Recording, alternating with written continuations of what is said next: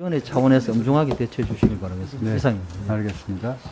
그러면 양이원영 위원님, 송주화 참고인에 대해 신문화해 주시기 바랍니다. 네, 바람과 해를 담은 정치 양이원영입니다. 대한석탄공사 김인수 기획관리본부장님께 여쭤보겠습니다. 본부장님, 석탄 채굴하는 특수한 직종이라서 노동자들 건강이 좀 걱정되는데요. 직영과 외주 노동자들 건강검진 잘 챙기고 계십니까? 네, 산업안전보건법에 명시된 이 일반검진이나 특수검진은 다 잘 실시하고 있습니다.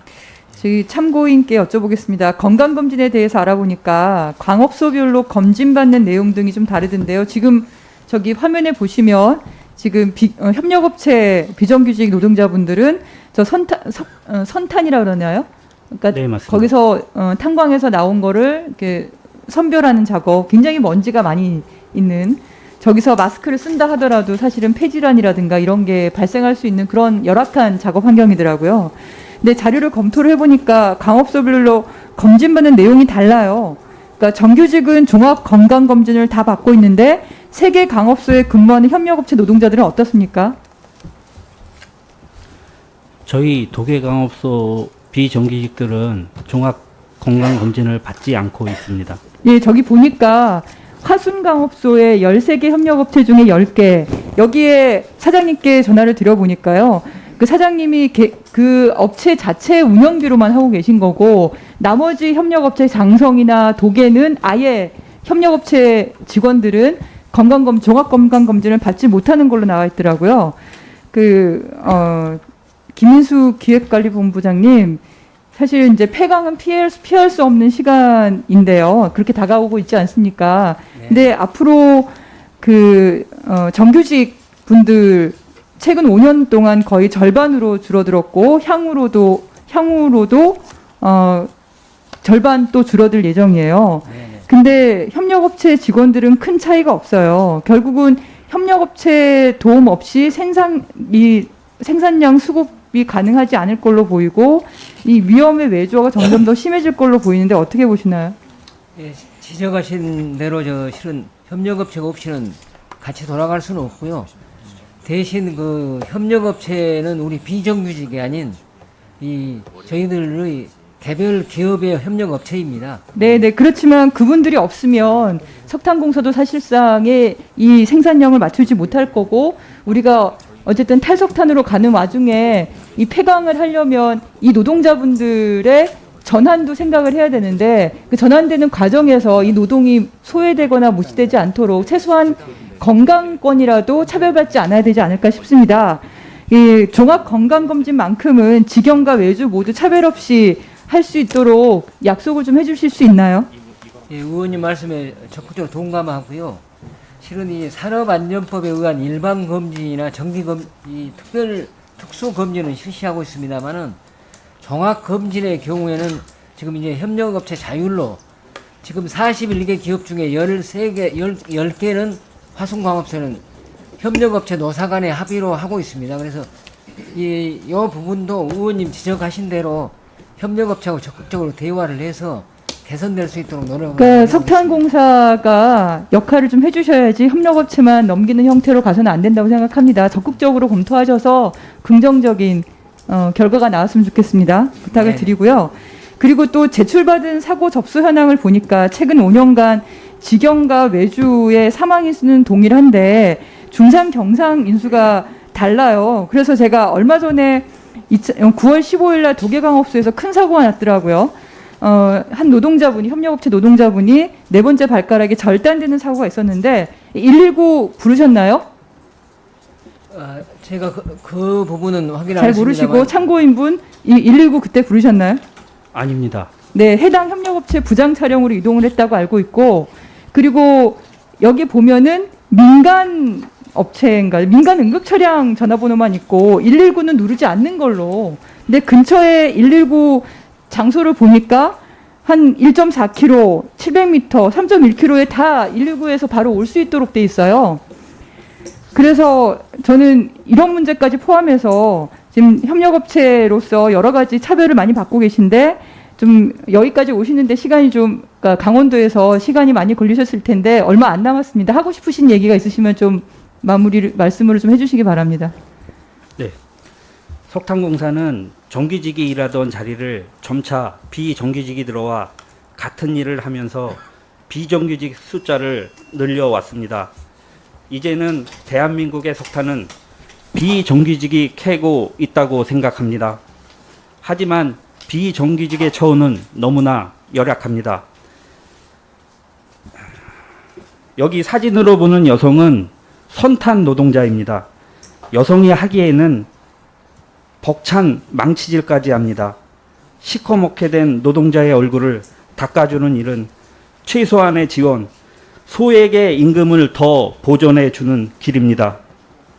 정규직은 상여금, 성과급, 교통비, 식대, 연료 보조비 등을 받고 있지만 비정규직은 단 하나의 수당도 받지 못하고 있습니다.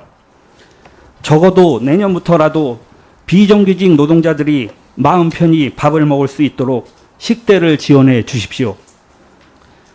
제가 올해 도계강업소에서 확인된 현장 사고만 8건입니다. 불과 얼마 전에 한 노동자는 피를 토하는 사고가 발생하여 수술을 앞두고 있습니다. 사고 노동자는 현장에 남아있는 동료들을 오히려 더 걱정합니다. 그 이유는 대체 인력이 없이 남아있는 동료들이 2배, 3배의 작업을 감수해야 하기 때문입니다. 사고 발생 후 제대로 치료받을 수 있도록 적극 지원해 주십시오. 또한 같은 현장에서 일하며 똑같은 건강검진을 받아야 합니다. 정규직은 유급 휴가를 부여받고 여러 가지 종합검진을 받고 있지만 비정규직은 전혀 그렇지 못합니다. 건강검진이라도 제대로 받을 수 있도록 지원해 주십시오. 탄광에서 마스크는 생명과 같은 장비입니다. 매일 입갱하여 분진이 날리는 현장에서 일하는 우리 비정규직 노동자들이 이틀에 한 개씩 마스크 필터를 지급받고 있습니다. 몸이라도 건강하게 일할 수 있도록 마스크 필터를 매일 지급해 주십시오. 마지막으로 석탄공사 비정규직 노동자들을 힘내라고 말씀드리고 싶습니다. 비정규직 화이팅! 감사합니다. 이제 탈석탄을 눈앞에 두고 있어서 한번 해방될 상황입니다. 전환의 시대인데 그렇다고 하더라도 현재 공무적인 노동자들이 위험에 내몰리는 거는 옳지 않다고 생각을 하고요. 특히나 건강검진을 정규직 현장직은 연간 1회 종합건강검진이죠. 받고 있고 사무직은 2년에 1회 받고 있어요. 그런데 이게 이제 한 30만 원 정도 된다 하더라고요, 1인당. 그때 급여를 보니까 행정업체 직원들은 정규직에 비해서 급여가 한 절반 정도 되는 것 같아요. 그리고 정규직 직원분들이 물론 위험한 일들을 더 많이 하십니다. 그래서 급여를 많이 받으실 수 있지만 방금 말씀하신 것처럼 기본적인 식대라든가 이런 건강권에 대한 종합건강검진이라든가 이런 거좀 참여를 하는 건 그거는 온전치 못하다. 특히나 전체 노동에서 협력업체의 비중이 점점 더 높아져 간다는 거는 위험을 더 안고 갈 수밖에 없는 상황이 되기 때문에 석탄공사에서 이 전환의 시대에 이런 노동자분들이 소외되지 않도록 그래서 그 건강이 위협되지 않도록 각들 시험 써주시고 지난번에 그 경력이 잘린 분은 그렇게 119로 부르지 않고 협력업체 부장님 차량으로 이동하면서 응급조치를 받기가 당연히 어려웠겠죠. 네, 맞습니다. 응급치료는 받지 못하고 또 관리부장의 차량으로 이동했기 때문에 5분 이상의 시간이 소요됐습니다.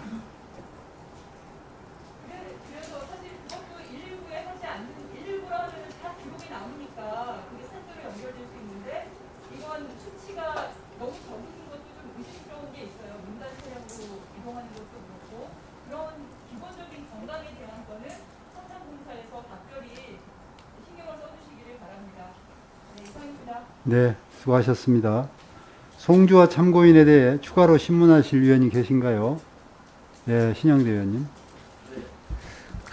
하나 여쭤볼게요. 지금 참고인께서는 지금 석탄공사 상대로 지금 노동자들이 그 협력업체 노동자들이 근로자 지위 확인 소송을 진행하고 있죠. 저희도 진행 중에 있습니다. 어떻게 본인도 하셨나요? 예, 같이 진행하고 있습니다. 네, 우리 본부장님 계시죠? 네. 지금 그 판결이 어떻게 났습니까? 2012년도에 근로자 지위 확인 소송이 있었습니다만 네. 약 9년 만에 이 21년도 올 3월에 확정 판결이 대법원에 났습니다. 네, 어떻게 났어요? 그러니까 예를 들어 이 직접 작업 지시를 했느냐, 그리고 장부인을 공급했느냐, 그다음에 동일 직무냐, 이러한 부분에 근로자 지위를 인정한다는 판결을 났습니다. 대법원 확정 판결 났죠? 네네. 77명이 소를 내 가지고 실제 14명이 근로자 지위로 최종 확인 받은 거잖아요. 그죠? 네네. 예, 그 외에도 지금 2013년 이후부터 쭉 2021년까지 소송이 다 진행 중이죠. 총 15건이 진행 중인 거고 총 1110명이 지금 소송을 제기했어요. 네네, 그죠? 맞습니다. 예.